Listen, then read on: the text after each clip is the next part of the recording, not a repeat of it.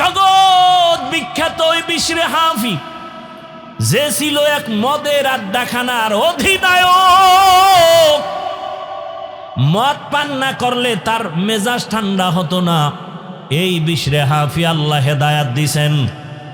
এমন আল্লাহ হেদায়াত দেওয়ার পরে আল্লাহর কাছে এত প্রিয়, বিশরে হাফি এখন জমিনে হাঁটে, জুতা পায়ে পড়ে না। কেন? বলে জমিন পবিত্র, যেখানে সেজদা দিবে সেখানে কবুল। এই জন্য পবিত্র জমিনে বিশরে হাফি জুতা পরিধান করবে না। তাজকিরাতুল আউলিয়া নামক কিতাবে আছে, যতদিন বিশরে হাফি জমিনে জুতা পায়ে দেয় না, অতদিন পর্যন্ত তার পালিত গরু ছাগল জমিনে পায়খানাও করে না। জমিন বড় পবিত্র। এটা ফাতোয়া না, এটা তাকওয়া। हर के दारत खौफे हकदर दिल मदम जन्नतुल मावा देहदुरा मकाम। মদিনাতুল মুনাওয়ারায় গেছে জিয়ারতে, একদিন দুই দিন তিন দিন থাকার পরে ওজোর খাই পেশ করেন, আর মদিনায় থাকা যাবে না। কেন? আমার বাথরুমের ব্যাগ আসছে। তো করো, বাথরুম আছে তো না। আমার রাসূল মদিনার অলিতে গলিতে হেঁটেছেন। কোথায় আমার রাসূলের কদম? রাসূল আমার যেখানে কদম দেয় সেখান থেকে মিশকের ঘ্রাণ। আমি বান্দা ওই পবিত্র জমিনে বাথরুম করব না। হর কে দারত খৌফে হকদার দিল মাদাম জান্নাতুল মাওয়া দেহদুরা মাকাম। বড় কঠিন। একজনে মসজিদে ঢুকতে গিয়া জুতা দুইটা খুইলা জুতার তলা নিচের দিকে রাখছে, দুই আঙ্গুল দুই জুতায় ঢুকাইয়া ঝুলায় ঝুলায় মাস্তানের মতো নিয়ে যায়, আর ভিজা জুতার বালু আর পানি মসজিদের মধ্যে পড়ে। আর একজনে পকেটে একটা পলিথিন নিয়ে আসছে, বাহিরে বৈশা জুতা খুইলা পলিথিনে ঢুকাইয়া এরপরে আস্তে করে পিছনে ধরছে। সামনে কারো ধরে নাই, বামেও ধরে না, ডানেও না, কারো গায়ে না লাগলো। ইয়ে আদব। লিকুল্লি শাই ইনজিনাতুন ফিল ওয়ারা ওয়াজিনাতুল মারই তামামুল আদাবি। ওই বিশরে হাফির যুগে জগৎ বিখ্যাত কোরআন ও হাদিসের বড় আলেম, বড় ইমাম আহমদ বিন হাম্বল রাহমাতুল্লাহ আলাইহি বিশরে হাফি কোথাও সফরে যাইতেছেন ঘোড়ার পিঠে। ইমাম আহমদ বিন হাম্বল বিশরে হাফির থেকে অনেক বড় আলেম, যাইয়া ঘোড়ার লাগাম ধরে টানে। বুঝেননি কথা? ঘোড়ার লাগাম ধরে টানে বিশরে হাফি উপরে, আর জমানার ইমাম আহমদ বিন হাম্বল লাগাম ধরে টানে। জিজ্ঞাসা করে আহমদ বিন হাম্বল, আপনি বিশরে হাফির লাগাম ধরে টানেন কেন ঘোড়ার? সে তো আলেম না বড়, সে তো, আপনি তো জমানার বড় আলেম। বলে, আমি হলাম আলেম বিল কিতাব, আমি কিতাবের আলেম, আর সে হলো আলেম বিল্লাহ। আমি কিতাব চিনি, কিতাব জানি। বিশরে হাফি আল্লাহকে চিনি, আল্লাহকে জানে। এই জন্য আমি তার সোহবত নেই। ইমামে আজম আবু হানিফা রাহমাতুল্লাহ আলাইহি বলেন, আমার জীবনের 2টা বছর এত দামি, ওই 2টা বছর যদি না হইতো আমি ইমাম আবু হানিফার সম্মান এত উঁচু হতো না। সেই 2 বছর কোন 2 বছর? ইমাম জাফরে সাদেক, তার কাছে আমি সোহবতে 2 বছর কাটাইছি, আমার জীবন রং হয়ে গেছে। ও আল্লাহর বান্দারা, ভালো করে বুঝো, মোবাইলে চার্জ নাই, বিদ্যুতের সাথে লাইন লাগাও, মোবাইল ফুল চার্জ হয়ে যাবে। কথা আসে না, নেটওয়ার্ক ফুল লাগাও, টাওয়ারের সাথে লাইন লাগাও, সম্মান বেড়ে যাবে। ও দুনিয়ার মানুষ, ভালো করে বুঝো, স্বর্ণ কিন্তু মাটির মধ্যে থাকে, পদার্থ খনির মধ্যে থাকে, ওখান থেকে বেছে বেছে বের করে ধুইয়া ধুইয়া শোধন করিয়া এরপরে বের করা হয়। বের করার পরে চকচক করে, এরপরে তার দাম বেড়ে যায়। এটাকে কেউ অমূল্য মনে করে না, ফালাইয়াও দেয় না। এরে নবীর উম্মত, দুনিয়াতে দেখো বড় ডাক্তার হতে হলে বড় অভিজ্ঞ ডাক্তারের পেছনে পেছনে ট্রেনিং দেয়নি? শুধু লেখাপড়া যথেষ্ট না, দুনিয়ার লাইনে যদি নিজের দামি বানাইতে চাও, দামি দামি আল্লাহওয়ালার সাথে সম্পর্ক জোড়ায় দাও। সাহাবায়ে কেরামরা রাসূলের স্পর্শ পেয়েছেন, এতটা দাম হয়ে গেল। দুনিয়াতে কোরআনের সাথে সম্পর্ক। আমি হাফিজুর রহমানের গায়ের জামার কাপড়ের গজ অনেক বড় দামি। আরে কত দামি? কয় বাংলাদেশে এখন 1 কোটি টাকা দিলেই জামাটার কাপড় আর কেউ পায় না। 1 কোটি টাকার এই কাপড় যদি এখন আমাকে কেউ দেয়, আমি এখন বিক্রি করে দেব। 1.5 কোটি টাকা বিক্রি হয়ে যায়, 50 লাখ লাভ। বাংলাদেশের কোথাও কাপড় নাই। গার্মেন্টস ফ্যাক্টরি যারা কাপড় বানায়, অর্ডার দিলাম আইনে দেন, 1 কোটি টাকার কাপড় আনেন, কালকে দিয়ে দিই। কিন্তু এই কাপড় পাড়ায় পইরা গেলে খুইলা রাখলে পাড়ায় পায়ের নিচে থাকে। কিন্তু দোকানের একটা সামান্য কাপড়, এটা কাটা টেইলার ফালায় দেয়, এটার দিয়ে বাসায় না একটা মেশিন দিয়ে জুজদান বানায়, গিলাপ বানায়, কোরআনে লাগাই দিস। এখন এটা কেউ পায়ে লাগায়নি। আমি এই কাঠের চেয়ারে বসছি, কত দামি চেয়ার, যে কেউ চাইলে বানাইতে পারে না, টাকা দরকার, 1 পিস বানাবে না, এটার একটা নিয়ম আছে। কিন্তু সামান্য কাঠ কোরআনে লাগাই দিছেন, রেহাল নাম হয়ে গেছে, দাম বেড়ে গেছে। আপনাদের এলাকায় বহু ঘর আছে, বিল্ডিং আছে, একটা ঘরের কোনো দাম নাই, কিন্তু এই ঘরের এত দাম কেন? বলে কোরআনের তেলাওয়াতের স্পর্শ লাগছে। এই জন্য এখানে কেউ বিনা ওযুতে জুতা নিয়ে মসজিদে যায় না, কেউ মসজিদে আসলে বিড়ি টানে না। টানেনি? নামনগর এলাকায় এরকম বেদ্যব আছে কেউ যে মসজিদের ভিতরে বইয়াও টানে? আল্লাহ হেদায়াত দান করে। আরো জোরে বলেন। উলামায়ে কেরামের সাথে বেয়াদবি করি ওনারে যুবক। বাংলাদেশে এত ঝামেলা কেন? যত কারণ আছে, এর মধ্যে বড় কারণ আলেমদের সাথে বেয়াদবির ফলাফল। খবরদার বেয়াদবি করবা না রে বাবা, সাবধান। তুমি ডাক্তার হও, জীবন ধন্য, সর্বোচ্চ সম্মান তোমার হবে যদি 3 জায়গার দোয়া নিয়ে চলো।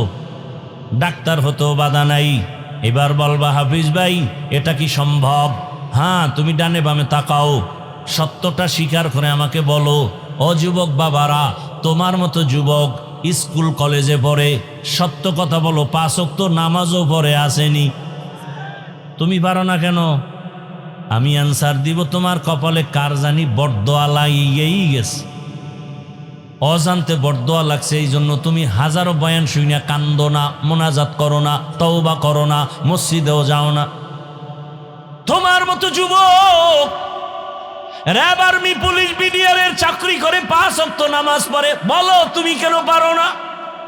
অবশ্যই তোমার কপালে কার যেন বরদোয়া লেগে গেল। তোমার মতো যুবক রাস্তায় গাড়ি চালায়, ড্রাইভারি করে, নামাজ পড়ে, তুমি কেন পারো না? তোমার মতো যুবক এই বাজারে ব্যবসা করে, চাকরি করে, 5 ওয়াক্ত নামাজ পড়ে, শাটার টাইনা মসজিদে চলে গেছে, এখন বেচা কিনা চলবে না, এরকম ব্যবসায়ী নাই? বলো ব্যবসায়ী বাবা, তুমি পারো না কেন? তোমার মতো যুবক নদীর মধ্যে মাছ ধরে, নামাজ ছাড়ে না, রিক্সা চালায়, নামাজ ছাড়ে না, জমিনে কৃষিকাজ করে, গামছা বিছাইয়া নামাজ পড়ে, নামাজ ছাড়ে না। বলো বাবা, তুমি পারো না কেন? পর্দার আড়ালের আম্মা জানেরা, বোনেরা, আপনাদের কত ধন্য জীবন। খাজা মঈনুদ্দিনের কথা মনে আসেনি? বলছিলাম, মা কি কইছিল? তুমি যত হাসো বাহাদুরি তোমার না আমার। মা বলেছিলেন, রে মঈনুদ্দিন,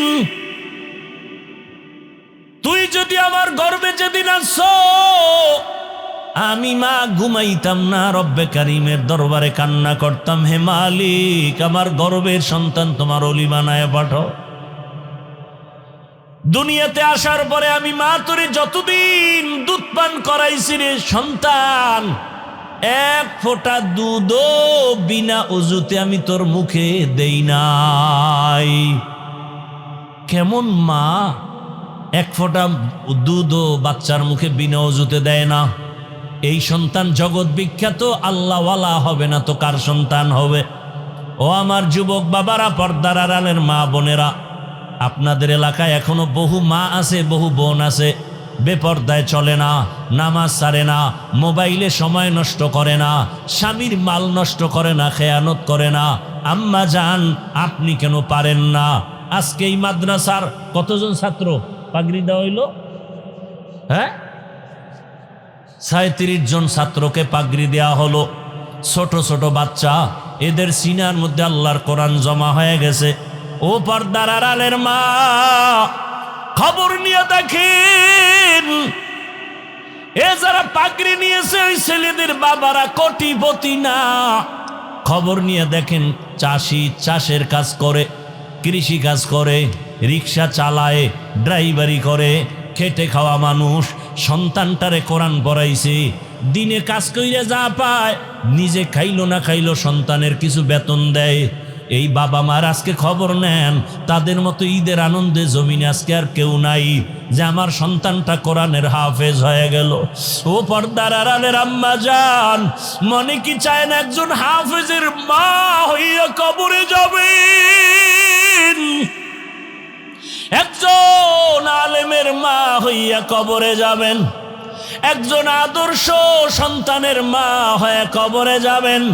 সন্তানটারে কোরআন পড়াইয়া ডাক্তার বানান, বাধা নাই। সন্তানটাকে কোরআন শিক্ষা দিয়া ইঞ্জিনিয়ার বানান, বাধা নাই। সন্তানটাকে কোরআন শিক্ষা দিয়া প্রফেসর বানাবেন, বাধা নাই। ওই সন্তান ডাক্তার হলো আপনার জন্য কোরআন তেলাওয়াত করে দোয়া করবে। এখনো সময় আছে, মা তওবা করেন। আপনাদের জীবনটা বড় ধন্য, আল্লাহর কাছে তওবা করেন। জীবনে তো বেপরদায় কম দৌড়াইলেন না, জীবনে তো মোবাইলে সময় নষ্ট কম করলেন না। আর কত মরার কি চিন্তা এখন অন্তরে আসে নাই? ও যুবক, মনের মতো গুনাহ তো কম করো নাই। মনের মতো নামাজ সারিয়া মনের মতো দৌড়াইছো। মনে চাইছে পার্কে যাবা, পার্কে দৌড়ায় গেছো। মনে চাইছে মোবাইল চালাবা, সারা রাত চালাইছো, কারো বাধা মানো নাই। মনে চাইছে মেয়েদের নিয়ে আড্ডা দিবা, দিছো, কারো বাধা মানো নাই। মসজিদে যাবা না, যাও নাই, দাড়ি কাটবা, কাটে ফেলেছো, কারো বাধা মানো নাই। এখনো কি তোমার মরণের ভয় অন্তরে আসে না? আজকে তুমি এখানে তাজা যুবক বসে আছো, তুমি কি একটু ভয় করো না? সকালবেলা ঘুম থেকে এমনও হতে পারে তোমার বাবায় দৌড় দিয়া মসজিদে গিয়া বলবে, ইমাম সাহেব তাড়াতাড়ি আসেন, আমার বাবা দুনিয়াতে জিন্দা নাই। মা একটা চিৎকার দিয়া বলবে, তোরা কই? আমার সন্তান আর দুনিয়ায় বেঁচে নাই। মা চিল্লায় কাঁদবে আর বলবে, আমারে আম্মু বলে কে ডাক দিবে? ও আল্লাহর বান্দারা, কেউ ডাক দেখবা, কেউ দৌড়াবে কাফন কেনার জন্য, বাবায় বলবে কেউ যা কবর খনন করার জন্য, আবার কাউকে পাঠাবে গরম পানি কর, আবার ছেলের চির বিদায়ের গোসল দেওয়া হবে।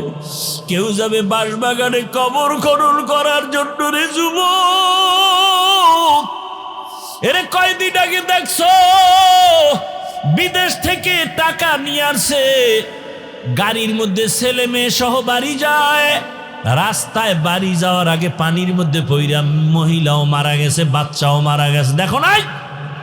এরে আল্লাহর বান্দা, এই তো দুনিয়া।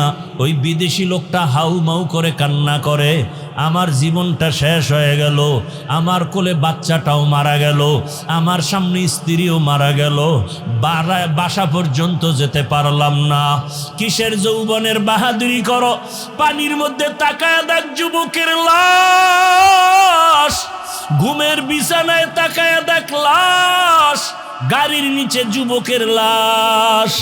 ওরে মায়ের কান্না শুরু হয়ে যাবে, তাকাইয়া দেখবি রে যুবক, আপনজনের আইসা তোর গায়ের গেঞ্জিটা বেলেট দিয়ে কেটে কেটে রাখবে। গোসল করাইয়া যখন কাফন পরাবে, খাটে উঠাবে, মসজিদের খাটিয়া ঘরের দরজায় তোমারে আমারে খাটে উঠাইয়া যখন ঘর থেকে জানাজার ময়দানে নিবে, আম্মা জান জানালা দিয়া চিৎকার দিয়া বলবে, আমার বাবারে কই নাও, শেষবারের মতো একটু চেহারাটা দেখাইয়া যাও, আমার বাবারে আর জীবনে বুঝি দেখতে পারবো না। চির বিদায় দিয়া দিবে সবাই। জানাজা পড়াইয়া ওই বাঁশবাগানে যেখানে দিনেও কেউ যায় না ভয়, ওইখানে তোমাকে আমাকে শোয়াইয়া মাটি দিয়া বিদায় হয়ে যাবে। রহমতের নবীর চেহারা দেখা মাত্র তরবারি ফেলায় বলে, রসুল কালেমার পতাকা গলায় লাগায় দেন, বেয়াদবি মাফ করে দেন। 13 বছর দেখছে, বয়ান শুনছে, এক জায়গায় বসে রসুলের সাথে খাইছে কালেমা, এর নাম কপাল। 27 বছরের যুবক রসুলকে জবাই করতে রওয়ানা, মুহূর্তে কালেমা পড়ে তরবারি নিয়ে দাঁড়ায় গেছে। মোহাম্মদের বিরুদ্ধে কথা বললেই তরবারি। নাম কি? নাম কি? বয়স কত? এর নাম কি? কপাল। এই বাড়ির থেকে আসছো আর শুনতে, কপাল খারাপ, প্যান্ডেলে ঢুকতে পারো নাই। কোথায় তারা? দোকানে দোকানে ঘুরে আর নারী পুরুষ সমানে যুবক যুবতী আড্ডা দেয় আর তাজা তাজা কবিরা গুনাহ করে। আছে না মার্কেট?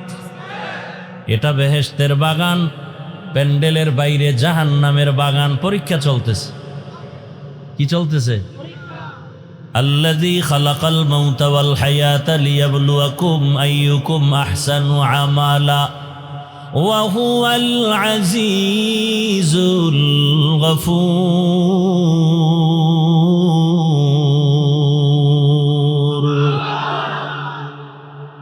পরীক্ষা কি কঠিন পরীক্ষা জানেন?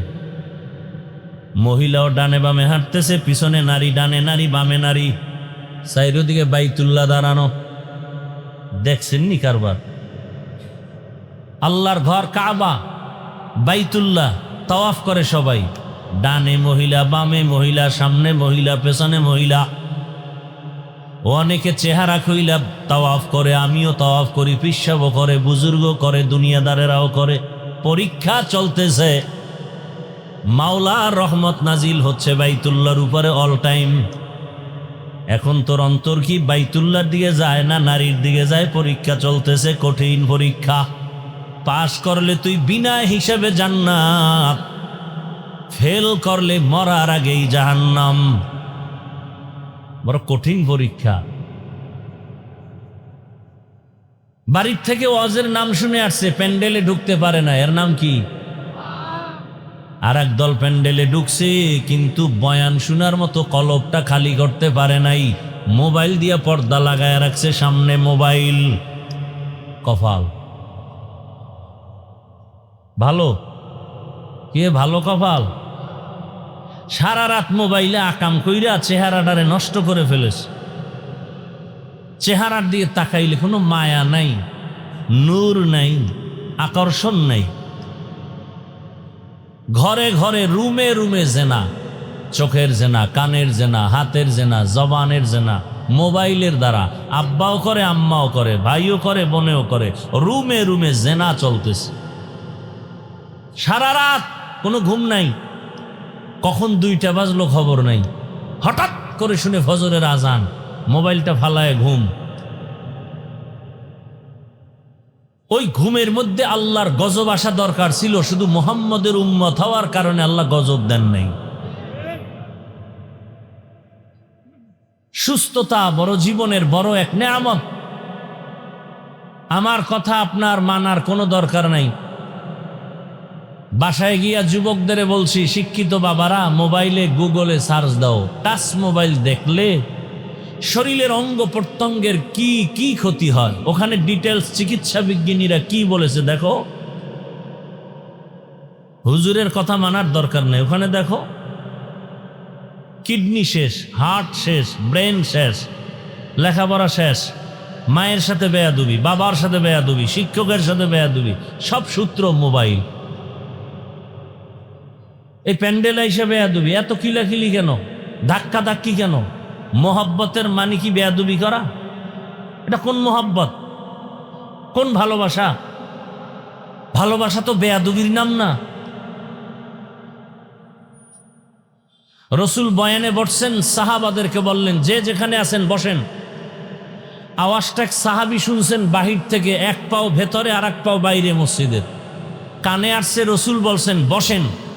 বাহিরের পাও ভেতরে দেননি, ভেতরের পাও বাহিরে নেননি, জায়গায় বসে গেছেন। এর নাম আদব। আমাকে আপনি ভালোবাসেন তার মানে বেয়াদবি করবেন? এটা কোন ভালোবাসা? একটা ছবি তোলার জন্য আপনি আমার গায়ে হাত দিবেন? এজন্যই একটু আগে বলেছি মোবাইল আমাদের বেয়াদব বানিয়েছে।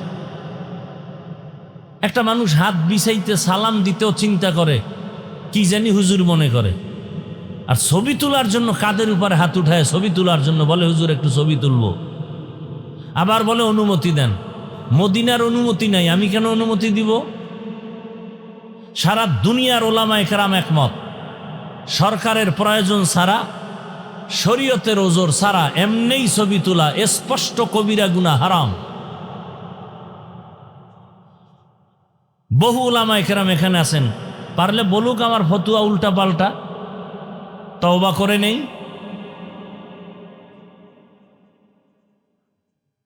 এখানে আপনারা যারা আলেম না তারা বলেন তো, আমার চেহারাটা আপনার যুবতী বোন দেখবে, হালাল?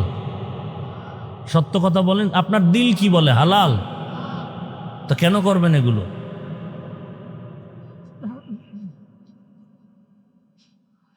আল্লাহ আমাদের সব ভাইকে হেদায়াতের দৌলত দান করেন। যাদের আয়োজনে আজকের এই মাহফিল, সময়, পরামর্শ, অর্থ সব দিয়ে সহযোগিতা করেছেন, আল্লাহ তাদের কবুল করেন। দরুদ ও সালাম সৈয়দুল মুরসালিন রহমাতুল্লিল আলমিন শফিউল মুজনিবিন খাতামুন নবিয়্যিন সৈয়দুস সাকালাইন ইমামুল মুরসালিন হযরত মুহাম্মদুর রাসূলুল্লাহ। নবীর নামে দরুদটা পড়লেন না? কি দুশ্মনী আছে রসুলের সাথে? পড়লেন না কেন? সবাই একবার জবান খুলে পড়েন তো,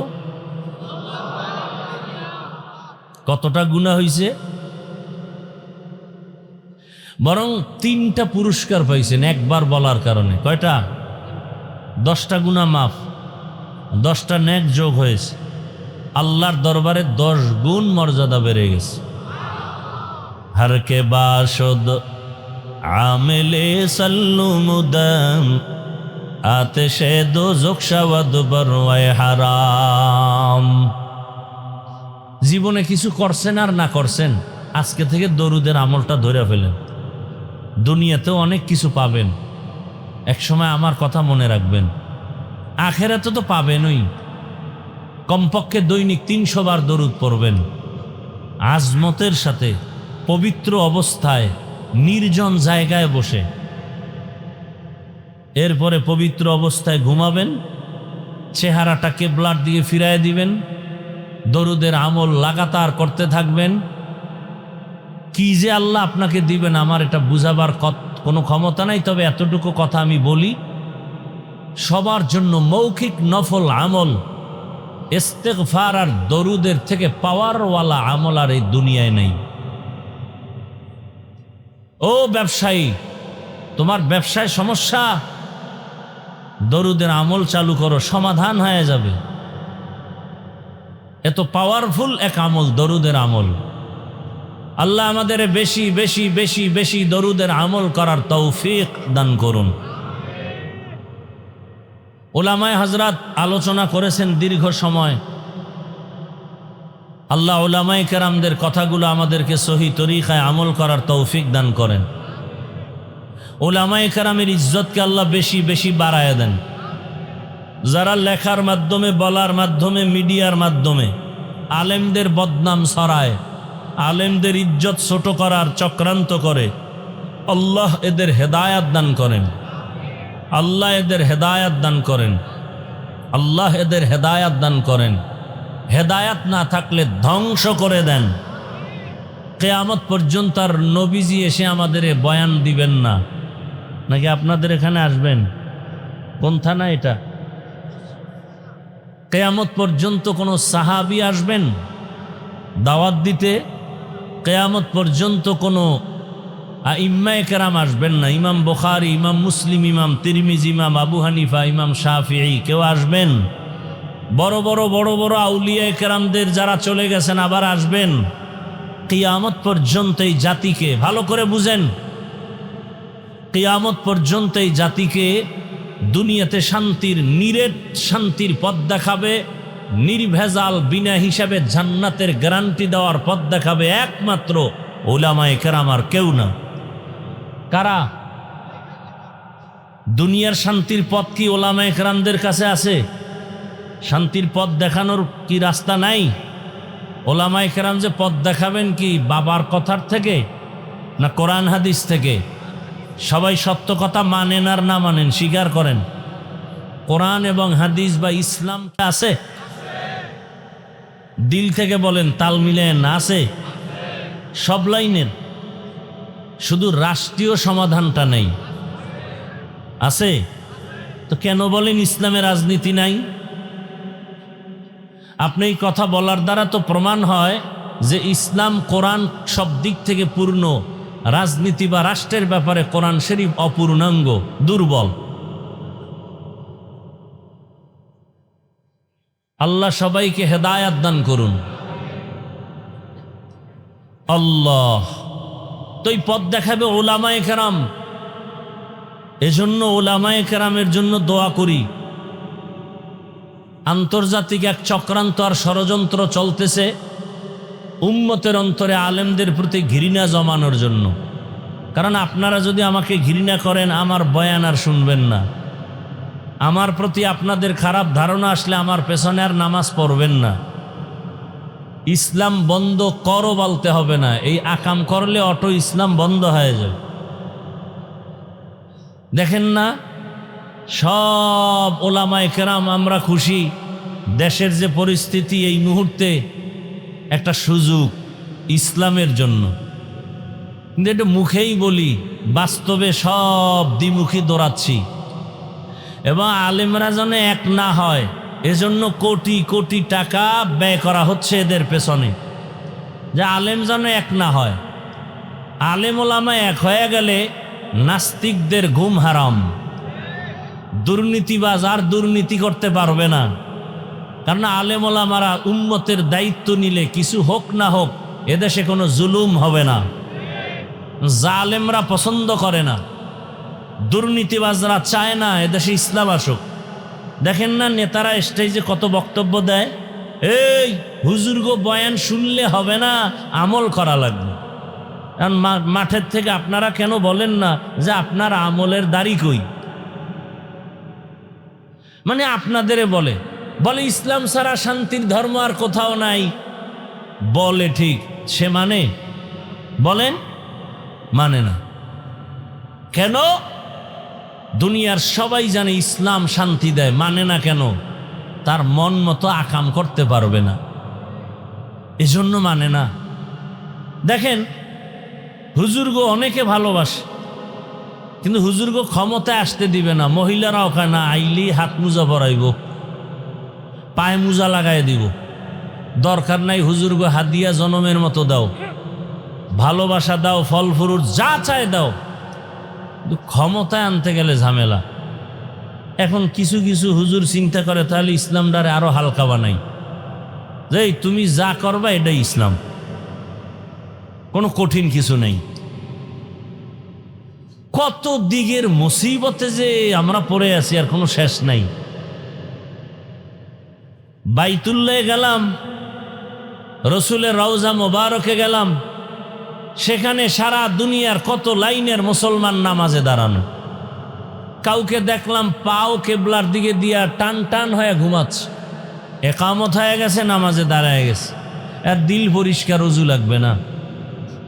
আর একজনকে দেখলাম নামাজে দাঁড়ায় মোবাইল আসছে বের করে কথা বলতেছে, কথা বললাম মোবাইল রেখে দিছে, নামাজ যায় নাই, কারণ দিল ঠিক। আর একজনকে দেখলাম বুকে হাত বাঁধা, কেউ সাইডে দিয়ে দাঁড়ায় রয়েছে, হাত বাঁধেই না। কেউ বুকে বাঁধলে হাত নাবির নিচে ওলারা বেজার, নাবির নিচে হাত বাঁধলে বুকে যারা বাঁধে এরা বেজার। একজনের কথা আমার বান্দারই দরকার নেই, সাইডে দিয়ে খাড়ায় দেয়। তুই মক্কায় এই অবস্থা আছে না নাই? আছে। একজনকে দেখলাম সেজদায় যাওয়ার আগে, এবার দেখিস কপাল এই একটা কি যেন পকেট থেকে বাইর করে এই পরিমাণ, এটা কপালের নিচে দিয়ে সেজদা দেয়। খবর নিয়ে দেখলাম ওদের অন্তরের আকীদা হইল ইবলিস সেজদা দিয়ে জমিন নাপাক করছে, এই জন্য জমিনে দেয় না, একটা কাঠের টুকরা রাখে পাতলা, ওইটার উপরে দেয়। আচ্ছা, আমি যেটা বুঝাতে চাই, আরবে, সৌদি, মক্কা, মদিনায় এত ফেরকা, এত কিছু, আপনারা শুনছেন কোনো দিন যে তারা এই এত মতামতের মধ্যে কিলাকিলি লাইগিয়া 10 জন মারা গেছে? শুনছেন? তো সোনার বাংলায় গজব কেন, ঝগড়া কেন? বুকে হাত বাঁধি, নাবিওয়ালারা বেজার, নাবির নিচে হাত বাঁধলে বুকওয়ালারা বেজার, 20 রাকাত তারাবি পড়ি, 8 রাকাতওয়ালারা সালাম দেয় না, দিলেও নেয় না। কেন এই গজব? কেন? কার বদনজর লাগছে আমার দেশে? এত ঝগড়া হবে কেন? আপনি 20 রাকাত পারেন না, পড়েন 8 রাকাত, আপনার জবাব আপনি আল্লাহর কাছে দিবেন। হ্যাঁ, আমার এখানে করণীয় কি? আপনাকে মহব্বতে বুঝাতে পারি, আর কিছু না। না গালি দিবেন, সালাম দিবেন না, দিলেও নিবেন না, এটা কোন রসুলের আদর্শ? আল্লাহ হেদায়েত দান করুন। যাই হোক, অনেক কথা বলে ফেললাম। বয়ান যতটুকুই করব শুধু আপনাদের ধৈর্যের উপরে। উঠবেন, আস্তে হাত উঠে মোনাজাত দিয়ে চলে যাব। কোরআনে হাকিমের এক আয়াত পড়ছি, রসুলের একটি হাদিসের অংশ পড়েছি, তর্জমাটা বলে নেই, এরপরে কিছু ব্যাখ্যা। ওয়া আম্মা মান খাফা মাকাম রাব্বিহি ওয়া নাহান নাফসা আনিল হাওয়া ফাইন্নাল জান্নাতা হিয়াল মাওয়া। আল্লাহ বলেন, হাসরের ময়দানে আমার আদালতে দাঁড়াইয়া হিসাব দেওয়ার ভয়ে দুনিয়াতে যারা জিন্দা অবস্থায় নিজেকে গুনাহ থেকে বাঁচায় রাখবে, আমি আল্লাহ ওয়াদা করলাম তাকে বিনা হিসাবে জান্নাত দিব। নবীজি বলেন, ইত্তাকিল মাহারিম তাকুন আবাদান নাস। ও দুনিয়ার উম্মতের দল, সমস্ত অবৈধ হারাম থেকে নিজেরে বাঁচাও, আল্লাহ তোমার মর্যাদা মানুষের কাছে বাড়ায় দিবেন, আল্লাহর কাছেও বেড়ে যাবে। হারাম থেকে বাঁচো। আল্লাহ আদম নবীর তর্জমা শেষ, এবার ব্যাখ্যা শুরু। আল্লাহ পাক আদম আলাইহিস সালামকে জান্নাতে দিয়া বললেন, উসকুন আনতা ওয়া যাওজুকাল জান্নাহ। হে আদম, তোমার স্ত্রীকে নিয়া, হাওয়াকে নিয়া তোমরা জান্নাতে থাকো। ওয়াকুলা মিনহা রগাদান হাইসু শিতুমা। মনে যা চায় গুরু আর খাও। খুব খেয়াল করিয়েন, ওয়ালা তাকরাবা হাযিহিশ শাজারা ফাতাকুনা মিনাজ জালিমিন। একটা গাছের দিকে ইশারা করে বললেন, ওই গাছের কাছেও যাইবা না, যদি যাও সীমা লঙ্ঘনকারীদের অন্তর্ভুক্ত হয়ে যাবে। খুব খেয়াল করছেন আপনারা? আদম নবী জান্নাতে থাকবে, মনে যা চায় খাও। একটা গাছের দিকে ইশারা করে বললেন, ওখানে যাবাই না। কেন? ওই গাছটার মধ্যে কি আগুন ছিল? না। গাছটা কি কাঁটাওয়ালা? না। গাছের ফলে কি বিষ? বলে না। ফলটা ভিটামিন যুক্ত, শরীরের জন্য ভালো। নিষেধ করলেন কেন? আল্লাহ বলেন, আমি কিয়ামত পর্যন্ত একটা বিধান কায়েম করার জন্য নিষেধ করেছি। বাবারে যেমন বিধান দিয়েছি, সন্তানেরও সে একই বিধান। ও দুনিয়ার আদম, আদম সন্তান, ক্ষুধাও আছে, খানাও আছে, তবে কিয়ামত পর্যন্ত এই বিধান তোমাকে ফলো করে চলতে হবে। যে খানা সব আমার আছে হালাল, সামনে খানাও রেডি, ক্ষুধাও আছে। খাওয়ার আগে চিন্তা করবা কোনটা আল্লাহর হুকুম আছে, কোনটায় নাই। এই চিন্তা সব সময় করবা। স্বাধীন জিন্দেগি ভালো না।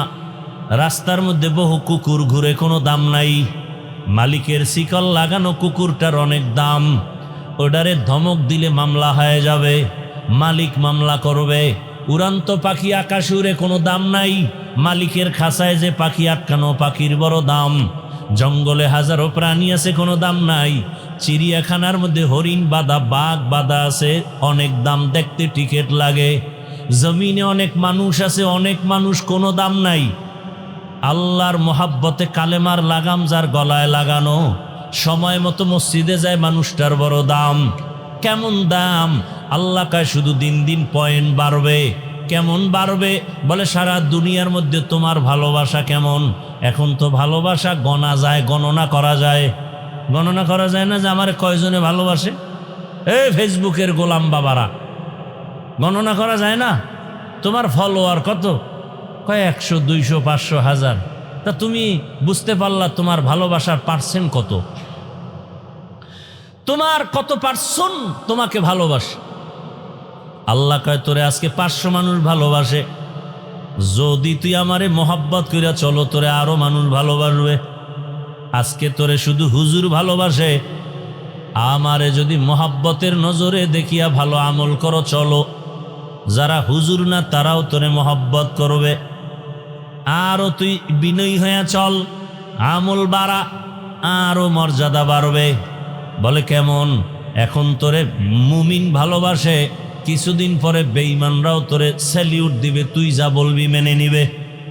খাজা মঈনুদ্দিনের ইতিহাস পড়ো।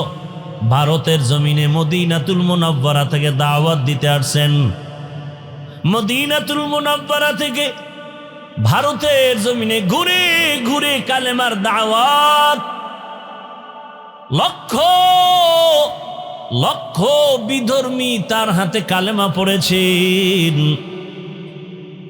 মায়ের কাছে গিয়া মঈনুদ্দিন বড় আনন্দ, হাসে আর খুশি। আম্মা জান বলেন, মঈনুদ্দিন এত হাসো কেন, আনন্দিত কেন? কয় আম্মা জান, ভারতের ভেতরে অনেক মানুষ আমার হাতে কালেমা পড়েছে, লক্ষ লক্ষ লক্ষ লক্ষ।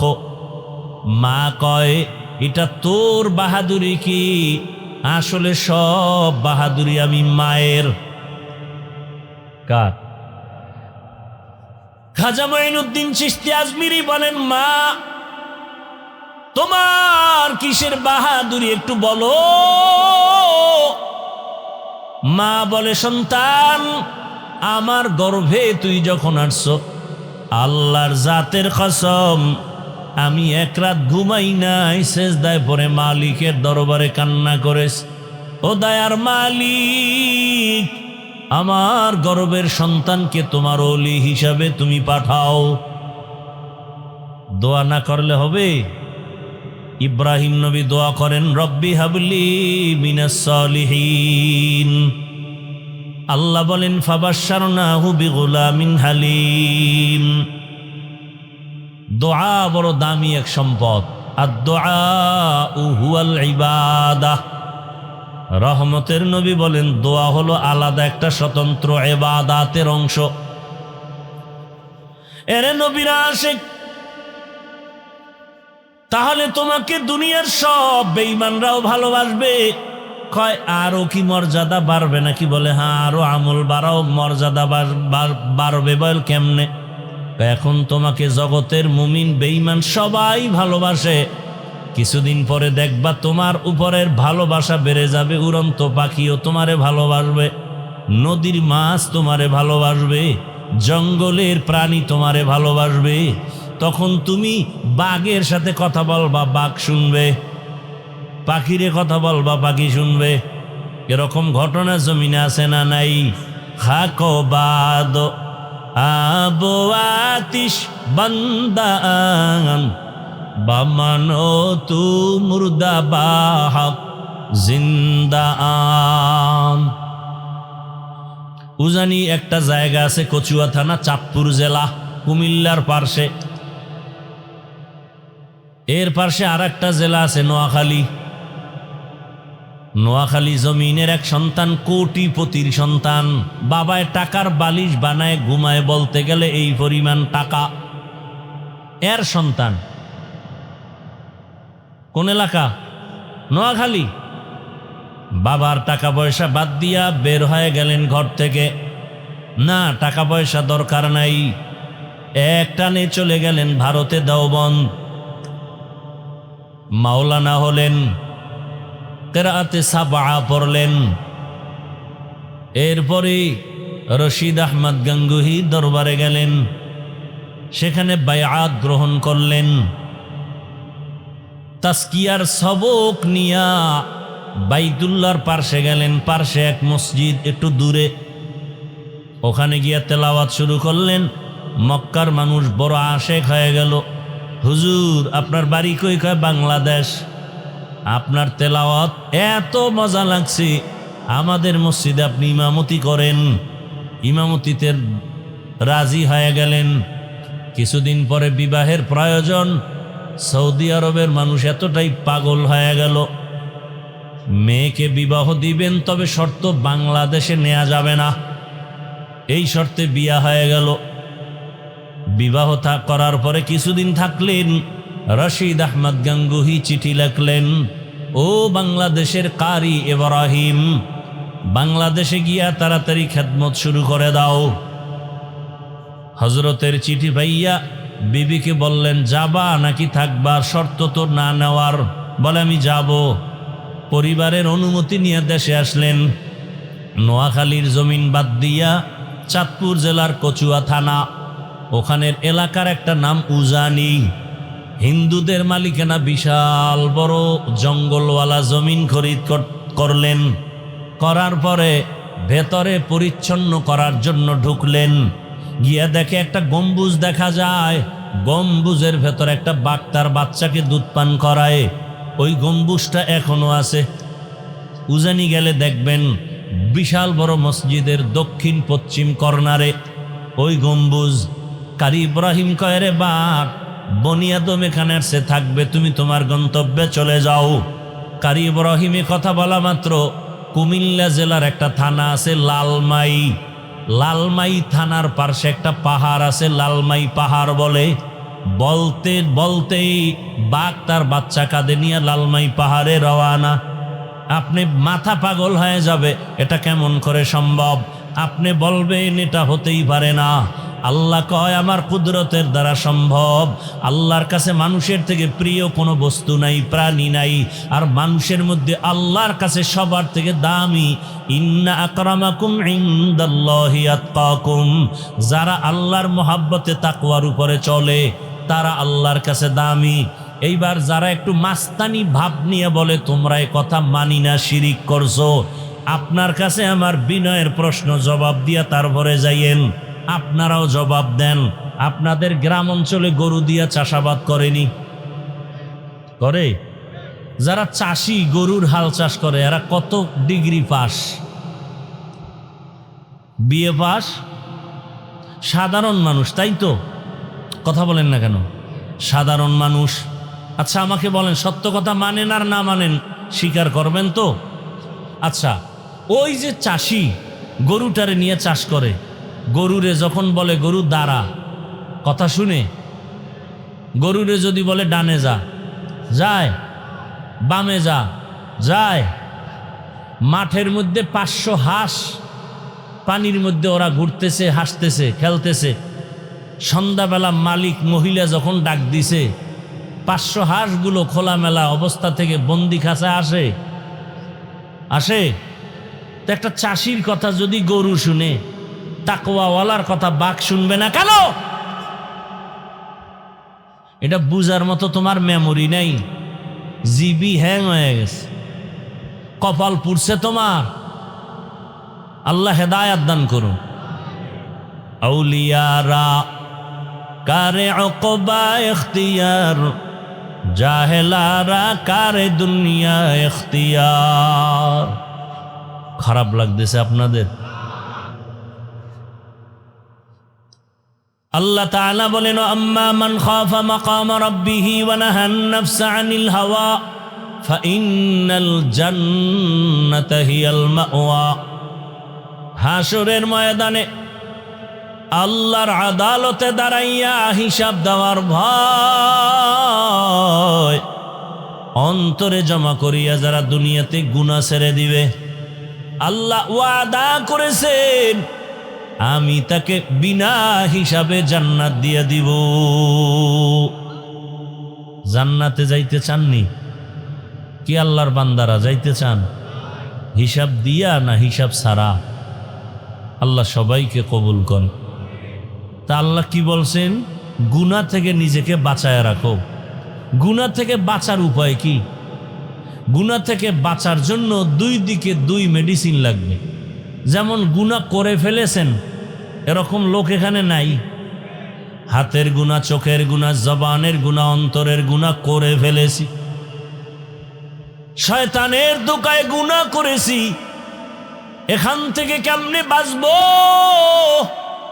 আবার সামনে যতদিন আমি হায়াত পাইব গুনাহ যেন আর নতুন করে না হয়, জবানের দ্বারা যেন গুনাহ না হয়, হাতের দ্বারা যেন গুনাহ না হয়। সামনের জীবনে গুনাহ থেকে বাঁচবো কি করে? দুই গুনার থেকে বাঁচার জন্য দুই মেডিসিনের প্রয়োজন। মেডিসিনটার নাম হলো আল্লাহর ভয়। কার ভয়?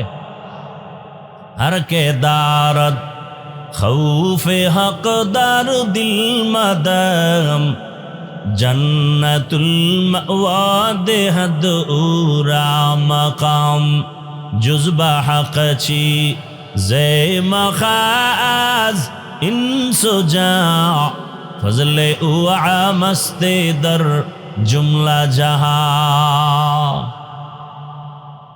পেছনের গুনাহ থেকে বাঁচার জন্য যে মেডিসিন লাগবে নাম হলো আল্লাহর ভয়। সামনে জীবনটা পবিত্র রাখার জন্য, গুনাহমুক্ত রাখার জন্য যে মেডিসিন লাগবে নামও আল্লাহর ভয়। আরবিতে এই ভয়টাকে বলে খাশিয়া। কোরআনের ভাষায় ভয়ের নাম তাকওয়া, কোরআনের ভাষায় এ ভয়ের নাম খৌফ।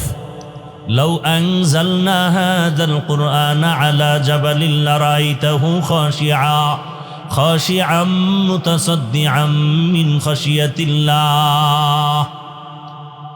এই ভয়ের নাম তাকওয়া। ইয়া আইয়ুহাল্লাযীনা আমানুত্তাকুল্লাহ ওয়া কুনু মা'আস সাদিকিন। আল্লাহ কয় আমাকে ভয় কর। ইন্নামা ইয়াখশাল্লাহা মিন ইবাদিহিল উলামা। জমিনের মধ্যে যারা আসল উলামা তারা আল্লাহকে ভয় করবেন। খাশিয়াও মানি আল্লাহর ভয়, তাকওয়াও মানি আল্লাহর ভয়, খাউফুন মানি আল্লাহর ভয়। অতীতের গুনাহ থেকে বাঁচার জন্য আল্লাহর ভয় অন্তরে জমা করো। ভয়ের নাম খাশিয়া। সামনের জীবনে যেন গুনাহ না হয় এজন্য যেই ভয়টা লাগবে ওই ভয়ের নাম তাকওয়া। পেছনে আল্লাহর ভয় নিয়ে তওবা করো, সামনে যেন তোমার আমার দ্বারা গুনাহ না হয়। জীবনে তো গুনাহ কম করো না এরে যুবক বাবা। ও আমার যুবক, গুনাহ করতে করতে করতে করতে চেহারাটা নষ্ট। এত গুনাহ জীবনে করেছে রে বাবা। আমি এতক্ষণ আপনাদের যে বয়ান শুনাইতেছি একবারও কিন্তু বলি নাই সবাই গুনাহ সারিয়া স্কুলে যারা আসো স্কুলে তালা দিয়া মাদ্রাসায় যাও। একবারও বলি নাই তাবলিগে যাও। একবারও বলি না আমার মতো হুজুর হও। একবারও বলি নাই তুমি পীরের কাছে যাও। কি বলতে চাই ভালো করে শুনো হে যুবক বাবারা। দুনিয়াটা কিছুই না, তুমি স্কুলে পড়ো। আমি হাফিজুর রহমান তোমাকে সাহস দিয়া যাই, দোয়াও করে যাই। স্কুল সারিও না, কলেজ সারিও না। বান্দা তুমি ওখানে লেখাপড়া করো। চাকরি যারা করেন ওখানে চাকরি করেন। ব্যবসা যারা করেন করেন। চাকরিও ছাড়তে হবে না, ব্যবসাও ছাড়ার প্রয়োজন নাই। বরং আমি পরামর্শ দিব ওখানে থাকিয়া জান্নাতের পথটাকে বেছে নেওয়ার চেষ্টা করেন। এখন বলবেন স্কুল কলেজে পড়িয়া জান্নাত পাওয়ার পথ কেমনে পাই? চাকরির রাস্তায় থাকিয়া কেমনে পাই? ও আমার যুবক, তোমাকে আমি কলিজা দিয়া দোয়া করে গেলাম, তুমি স্কুল কলেজে লেখাপড়া করে ডাক্তার হও। দোয়া করি তুমি ইঞ্জিনিয়ার হও, তুমি প্রফেসর হও। দোয়া করে গেলাম। আমি হাফিজুর রহমানের দোয়া কবুলের গ্যারান্টি নাই, তবে ময়দানে বহু আল্লাহর বান্দা আছে যাদের আমিন ফেরত যাবে না। আমিন ফেরত যাবে না এমন আল্লাহর বান্দা আছে না নাই? বহু আল্লাহর বান্দা আছে, ও যুবক তুমি প্রফেসর হও, দোয়া করি তুমি এমপি হও, মন্ত্রী হও, তুমি ওসি হও, ডিসি হও, এসপি হও, তবে ছোট একটা সতর্কতা, বেয়াদব হইবা না। কি হইবা না? বেয়াদব হইবা না। বলতে পারো হাফিজ ভাই ডাক্তার হব বেয়াদব হব না, তার ব্যাখ্যা কি? ভালো করে শুনো রে বাবা, 3 জায়গায় বেয়াদবি করবা না, করলেই মরার আগে তুমি পঙ্গু। ভালো করে মনে রাখিস যুবকেরা, ভালো করে পারলে লিখে রাখ ভালো করে। 3 জায়গায় বেয়াদবি করলে মরার আগেই বিচার শুরু। 1 নাম্বার জায়গা মা বাবা, 2য় জায়গা তোমার শিক্ষক, 3 নাম্বার জায়গা উলামায়ে কেরাম মুরব্বী। আল্লাহর জাতের কসম, যদি মা বাবার সাথে বেয়াদবি করে বরদোয়া নেও, খোদার কসম জীবনে তোর মরার আগেই জীবনটা ধ্বংস হয়ে যাবে। মরবি না, মরার আগে শাস্তি পাবি বিছানায় শুয়া, মানুষের জুতার বাড়ি খাবি।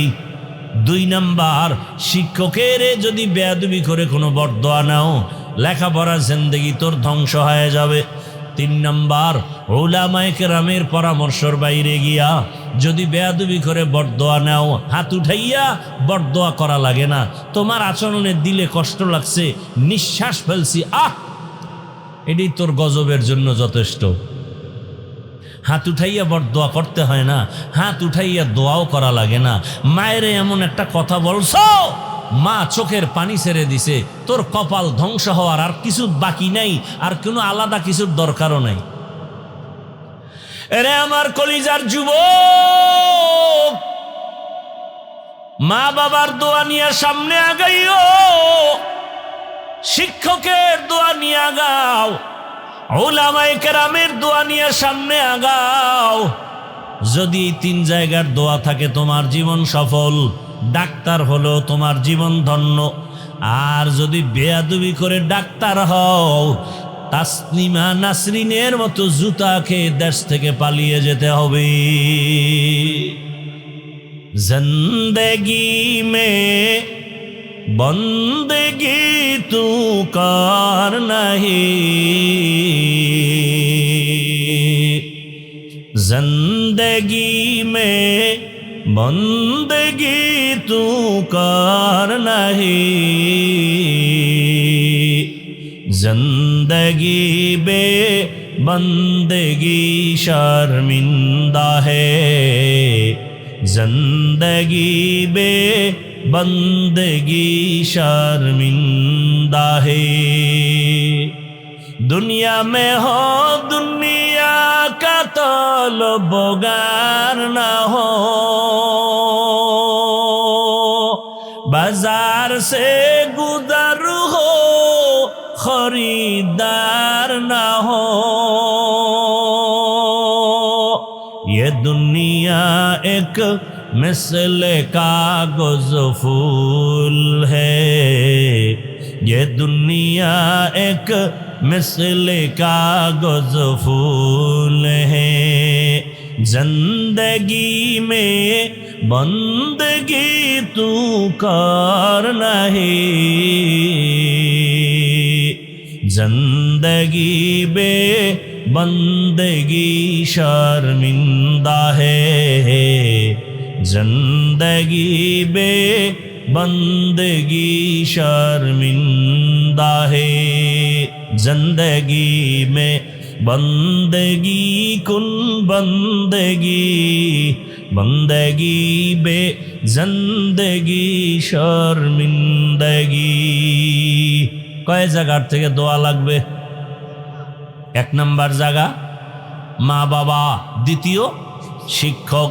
আল্লাহর কসম, শিক্ষকের যদি বরদোয়া লাগে লেখাপড়া ধ্বংস। রাস্তায় চলতে গিয়া বহু তোমার মতো যুবক দেখি অর্ধুলাঙ্গ পাগল, কিন্তু ইংলিশে কথা বলে। এমন পাগল দেখছেন নি? রাস্তার পাগল কেমনে কথা কয়? ইংলিশ। আবার এক পাগল দেখলাম আরবিতে কথা বলে। আরে পাগল হইয়া কি আবার ইংলিশে কোচিং করলো নি? না না, তো ব্যাপার কি? বলো শিক্ষকের সাথে বেয়াদবি করে পাগল হয়ে গেছে। লিকুল্লি শাইইন যিনাতুন ফিল ওয়ারা ওয়া যিনাতুল মারই তামামুল আদাবি আজ খোদা খা হিমে তৌফিক আদব বে আদব মাহরুমে গশ আজ ফজলে রাও। 3 নাম্বার জায়গা কি? ওলামায়ে আহলে হক। ওলামায়ে কেরামের সাথে বেয়াদবি করলে কপাল খারাপ।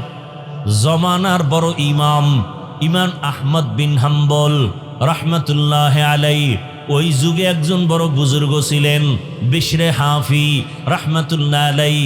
হাফি মানে খালি পাওয়ালা। ও যুবক বাবা, মনের আশা পূরণ কইরা তো গুনাহ করছো, এবার তওবা করো। মনে মনে আমার আল্লাহকে ডাকো আর বলো, হে আল্লাহ, আমার মতো জেনারেল লাইনের যুবক হইয়া যদি রাস্তায় গাড়ি চালাইয়া নামাজ পড়ে আমি কেন পারি না? আমার মতো জেনারেল লাইনের যুবক যদি চাকরি করে নামাজ পড়ে আমি কেন পারি না? আমার মতো যুবক যদি জেনারেল লাইনে থাকিয়া ব্যবসা করিয়া নামাজ পড়ে আমি কেন পারি না? আজকে থেকে তওবা করে নিলাম। আমার আল্লাহকে মনে মনে বলো, হে আল্লাহ, জীবনে আর নামাজ ছাড়বো না, দাড়ি কাটবো না, আর বেপর্দায় চলবো না। মা বাবার দোয়া নিয়া, শিক্ষকের দোয়া নিয়া, ওলামায়ে কেরামের দোয়া নিয়া নবীজির আদর্শ মতো চলবো। ও আল্লাহর বান্দা, পর্দার আড়ালের মা বোনেরা, অন্তর ভরে দোয়া করো, আল্লাহর কাছে তওবা করো। ও দয়ার মালিক, জীবনে আর কোনো দিন বেপর্দায় চলবো না, স্বামীর মাল খেয়ানত করব না, আর মোবাইলে সময় নষ্ট করব না। ও আল্লাহর বান্দারা, তওবা করার যদি নিয়ত হয়, খাঁটি তওবার নিয়ত যাদের আছে, অন্তরে মুনাফিকি যদি না থাকে, খাঁটি তওবার নিয়তে দুটো হাত আমার আল্লাহকে দেখাইয়া দাও। আয় আল্লাহ, আমাদের তওবা কবুল করে নেন। আয় আল্লাহ, তওবার উপরে মজবুত হয়ে চলার তৌফিক দান করেন। আয় আল্লাহ, আমাদের জীবনের গুনাহমুক্ত জীবন দান করেন। গুনাহের প্রতি ঘৃণা জমায়ে দেন। নবীজির আদর্শ মেনে চলার তৌফিক দান করেন।